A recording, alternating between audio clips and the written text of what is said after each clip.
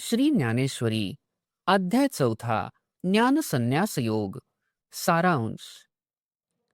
या अध्यायापासून 12व्या अध्यायाच्या अद्वेष्टा सर्व भूतानाम या 13व्या श्लोकापर्यंत श्री ज्ञानेश्वर महाराजांच्या दृष्टीने गीतेतील उपासना कांड आहे.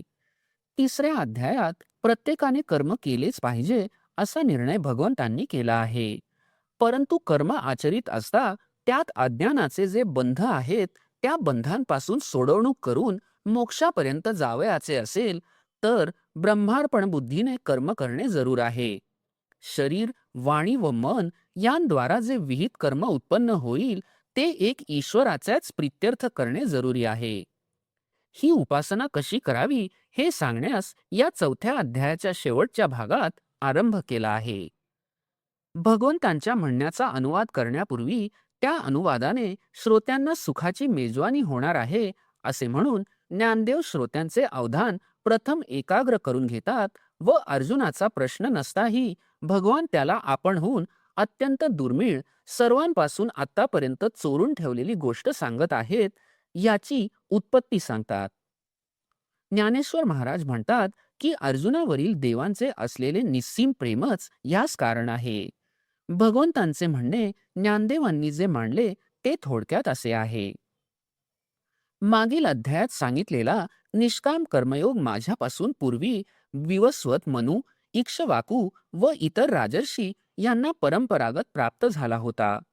परंतु सांप्रत काळी वैराग्य विवेकाच्या अभावी व लोक देहासक्त होऊन विषय सुखात दंग झाल्यामुळे जो निष्काम कर्मयोग लुप्त झाला तोच पुन्हा मी आज तुला युद्धाची धांदल क्षणभर बाजूला ठेवून सांगितला. याचे कारण तू प्रेमाचा पुतळा, भक्तीचा जिव्हाळा व सख्याची मूर्तीच आहेस. मी फार प्राचीन काळी हा उपदेश केला असे सांगणारा श्रीकृष्ण सध्या अर्जुनाच्या समोर उभा आहे. यात जी विसंगती दिसते तिचे निराकरण करून देवांनी सांगितले की माझ्यासहित सर्वांचे आजपर्यंत कितीतरी जन्म होऊन गेले, पण मनुष्याला आपल्या जन्मांची आठवण राहत नाही, परंतु मला राहते. वास्तविक मी जन्मरहितच आहे, पण मी जन्म घेतो ही जी क्रिया दिसते ती मायेमुळे भासते.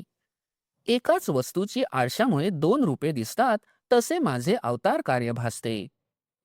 हे अवतार कार्य धर्माची संस्थापना, साधूंचे रक्षण व दैत्यांचा नाश करून जगात धर्म नांदून सुख वाढवावे एवढ्याकरिता आहे.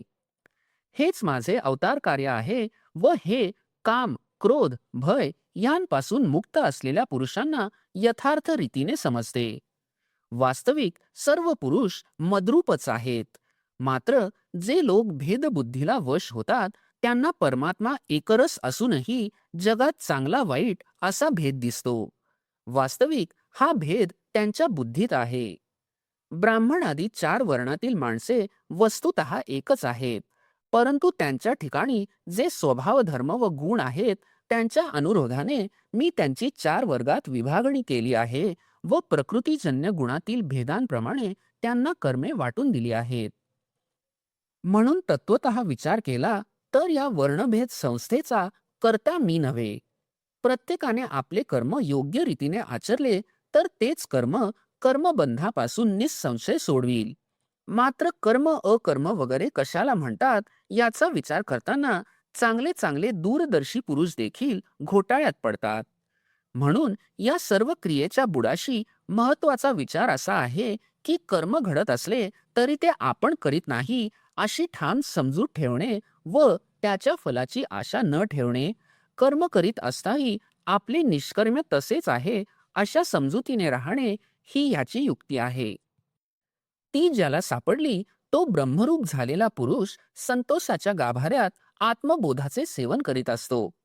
लौकिकदृष्ट्या जे मिळेल त्यावर तो संतुष्ट असतो. त्याला आपला व परका असा भेद राहत नाही.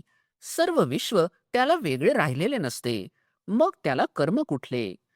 जरी त्याने लीलेने यज्ञाधिक कर्मे केली तरी त्याच्या ऐक्य भावनेमुळे शेवटी ती ऐक्यातच मिळतात.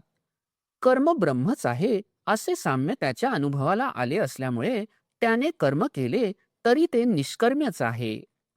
विवेकयुक्त व वैराग्ययुक्त होऊन ज्यांनी योगरूप अग्नीची उपासना स्वीकारली आहे त्या दैवयज्ञाचे ब्रह्मरूप अग्नीचे उपासक, तसेच इंद्रियांची व प्राणांची सर्व कर्मे ज्ञानरूपी अग्नीने प्रदीप्त झालेल्या आत्मसंयम स्वरूपी अग्नीत आहुती देणारे, या सर्वांच्या यज्ञक्रिया जरी भिन्न आहेत, तरी त्या सर्वांचे मोक्ष हे एकच फळ आहे.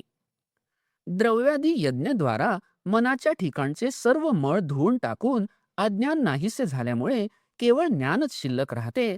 असे जे ब्रह्मतत्व ते पावतात. हे द्रव्यादी यज्ञ जरी सांगितले आहेत, तरी ज्ञानयज्ञाची योग्यता त्यांना येत नाही. ज्ञानाची महती फार मोठी आहे. ते जर प्राप्त करून घ्यावयाचे असेल, तर संत चरणांची अनन्य सेवा हाच उपाय आहे. त्याची प्राप्ती झाल्यावर मोहरूपी अंधकार नाहीसा होऊन भ्रांती व मोह यांचा संपर्कही लागणार नाही.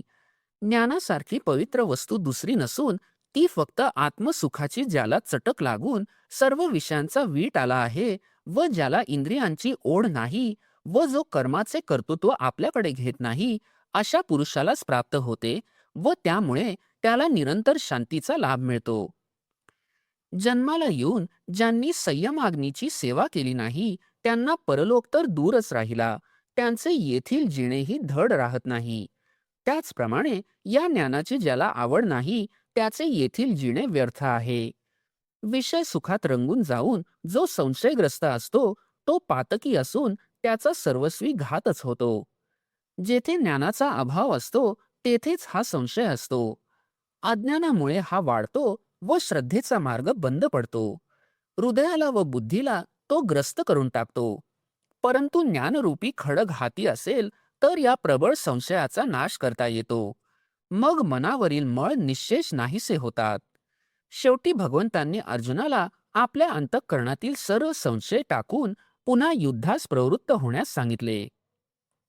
अध्यायाचा शेवट करण्यापूर्वी ज्ञानदेवांनी आपल्या ग्रंथात शांतरसाचा कसा उत्कर्ष झाला आहे, त्यातील शब्द दिसण्यात लहान असले तरी त्यांचे सामर्थ्य कसे अमर्याद आहे, साहित्य, अलंकार व आत्मचर्चा यांनी आपला ग्रंथ कसा नटलेला आहे, या ग्रंथाचे श्रवण करणाऱ्याच्या संसार दुःखाचे समूळ उच्चाटन कसे होईल, हे सर्व विषय मोठ्या बहारीने सांगून मी जे सांगतो त्याकडे मोठ्या प्रसन्न चित्ताने लक्ष द्या, अशी श्रोत्यांना विनंती केली आहे.